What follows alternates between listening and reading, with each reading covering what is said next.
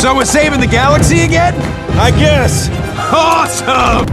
The Guardians of the Galaxy will return for a third film, but who will helm Star-Lord's next interplanetary adventure? We break down our shortlist and what each director could bring to Guardians of the Galaxy Volume 3. In July 2018, James Gunn was fired due to a series of offensive tweets from 2008 and 2009, and Disney has still not found a replacement. Now, fans did not support this decision. Whoa! Wait. Hey! And the cast petitioned for Gunn to be rehired, but Disney stood firm. Within a month, replacement rumors swirled when Thor Ragnarok director Taika Waititi met with Marvel. My name is Korg, I'm kind of like the leader in here. Waititi is an obvious choice for the gig. Ragnarok was a critical and box office hit because of the New Zealander's fresh take on the character of Thor and his non-stop zany humor that would be right at home in this galaxy. Doesn't sound right. Well, it's true. Now, there is a good chance that the Marvel meeting was not about Waititi jumping on board Guardians, but instead his likely return to direct a fourth installment of Thor. Everything's gonna be all right now. I got this. Michelle MacLaren and Travis Knight are two names that have been consistently thrown into the ring. MacLaren is a queen of TV with 2 Emmys for Breaking Bad and directing credits on The Walking Dead, Game of Thrones, The Leftovers, and Westworld.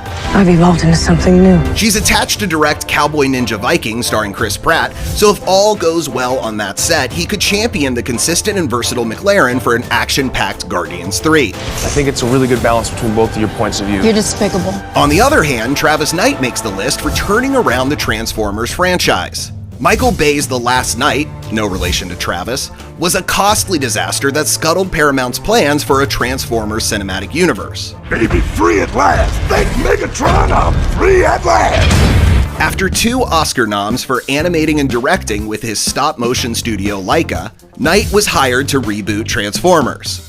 Bumblebee may have been a moderate success at the box office, but Knight proved he could tackle live action, and the critics agreed, making a complete 180 in the reviews from the oft-reviled franchise. I know where you live, Enrique. Say hello to your wife for me. 2 more directors we'd love to see in contention for the Guardians 3 gig are Korean master Bong Joon-ho and up-and-comer Marielle Heller. Wait, who are you? Before crossing the Pacific to direct the criminally underrated Snowpiercer, Bong Joon-ho blended CGI wizardry and a heartfelt study of a deeply dysfunctional family for The Host, and broke box office records in his native South Korea.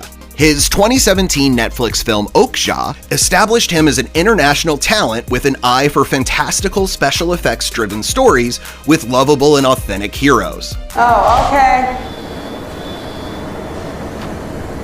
And lastly, there's Marielle Heller, who may seem like a long shot, but Marvel loves an underdog, and hiring promising young directors like Chloe Zhao and John Watts. Today it's given us something.